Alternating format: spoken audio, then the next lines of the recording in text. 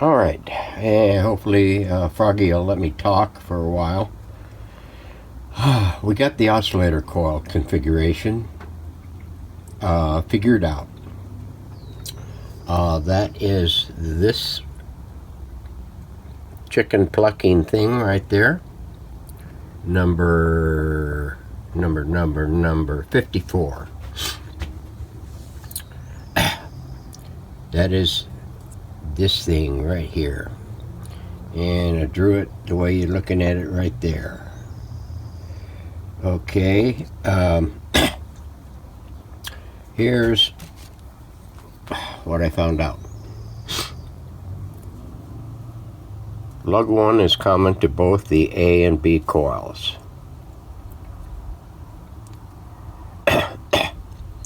Lug 2 is the end of the B coil. This bulgy one right here. That is the end of the B coil. Lug 3 is the tap for the B coil. This one on this side. Let's get back in shape there, buddy. Lug 4 is the end of the A coil. Lug 4. That is the lower one. Doggone thing. Lug 5 is the tap for the A coil. And lug 6 is just a tie point for other components, like that resistor to wherever it's going or wherever it came from. So anyway, that's it for that one. And our resistance values checks out at approximately 5.3 ohms, lug 1 to 2, and approximately 0.2 ohms, lugs 1 to 4. So this thing is mounted on lug 2 and lug 1 to that trimmer. That trimmer is this one here, number 64. So now we're going to do this one, which I believe that one there is, where are you? 55. I can't drive. That is the antenna coil. So we're going to do that one next. It looks like there's one and maybe a little tickler coil on it. So we'll get that one there done up in short order and get it documented for future posterity. Stand by. All right, we managed to get this done in short order. Antenna coil number 55. Very simple little thing. It's got a partial, I don't know, maybe one wind of one coil, and a number of winds, probably about a 10 or less of the thicker wire, enameled wire. Here's what we got. We're looking at it in that orientation. So lug 1 is common to both A and B coils. I know I didn't put a designator down here, but the B coil is the small one, and the heavy line, and the multiple line is the A coil. So moving on, lug 2 is the end of the A coil. Well, let me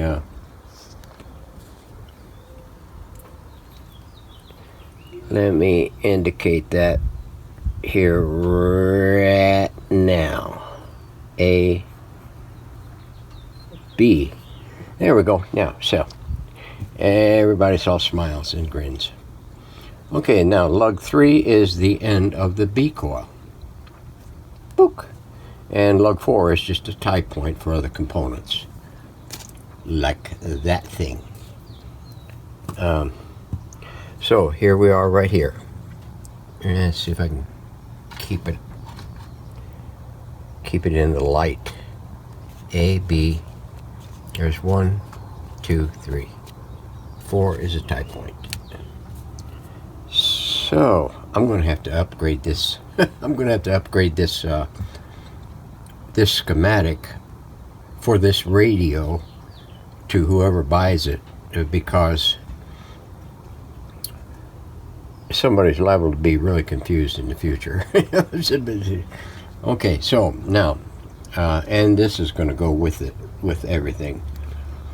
So that takes care of everything but that thing, and that one there is going to be a head scratcher, I think. Let's see, I got it in here somewhere. It's around here. And there it is. That is it. Now I think 57. I think this is a wave trap, if I'm not mistaken, but it could be. It is. Let's get that scooched down there. That is that thing right there, and it ties to that thing, and I think that's the wave trap trimmer adjustment. So, and it ties to that. So this here comes out of the chassis, and the hole on the back side of it. Oh, I have the chassis right. I have the chassis right here. You see that clock symbol there? Well, that thing goes up into that, through that, and there's a speed nut that goes on the outside that sandwiches it all together, and then you take a little tiny screwdriver to the slot and spin it in, and spin that lug in and out to make your adjustments on the wave trap. So this one here is the only one left to document. So, and there's not that many lugs on it, so it shouldn't be that difficult. So let me get that done and we will move on. Stand by. Okay, we got this one here identified and valued. Notice the red dot on that one, and there's a yellow dot down there. I'm not really sure what the heck that one's about, but there's a red dot on that one between those two lugs, and I've noted that characteristic right there on that. So now looking at it in that orientation, lugs 1 and 2 are connections to the A coil. The A coil is the thick one up here on the top. Lugs 3 and 4 are connections to the B coil, the little skinny one on the bottom. Okay, the resistance values that I got on this particular coil, lugs 1 and 2 are approximately 14.5 ohms, and lugs 3 and 4 are approximately 2.8 ohms. And here is the connection configuration to the other components. So red and yellow, red and yellow. So we're going to deviate from that a little bit. Try to use the standard, if I can find it. I have it somewhere, but I'm not really sure. I think it's over there on the wall with the capacitor color coding things. And I think this is here, suggested hookup wire color code. And here is the ones for that. So I'm going to go according to this, where needed, and ad lib on the others. Remember me saying something about the caps with the dots on the things, and right here, F position, that is the first position on that, reading in that direction. Black dot equals mica, silver dot equals paper. Now, over a period of time, the colors may change on that thing from heat, so I just went ahead and replaced those particular caps in that Westie. So I just wanted to touch base with you on that, where I'd seen it. So we'll go back to what we were doing with this thing, and we'll move on. We'll clean up all the terminals and lugs and get them all cleaned out and new. That's about it for right now. I got the can done on one of these. This is the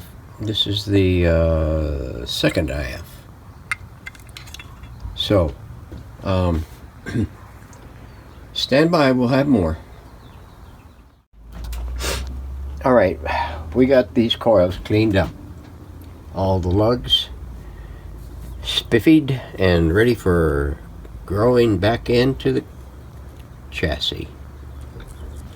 So now I'm waiting on that last IF can to cure up. I got the other one ready to go. The switches and the pots and the volume, tone, and band switch is ready to go back in. The tuner has been cleaned up and ready to go back on. The chassis is cured and is awaiting my waiting for me to, what did I do with it? I did something with that chassis. It's around here somewhere. So we're going to get we're going to move now to the Westie. My cloth came in for it. I'm getting it pressed and ready to put some adhesive on the backer board, and to get that applied, and so I can start working it for the opening for the dial glass. So stand by, we're going to be dancing between these two radios. Hopefully the next video that I publish will have the Westie ready to go for prime time. So I'll keep my fingers crossed. Thanks for watching.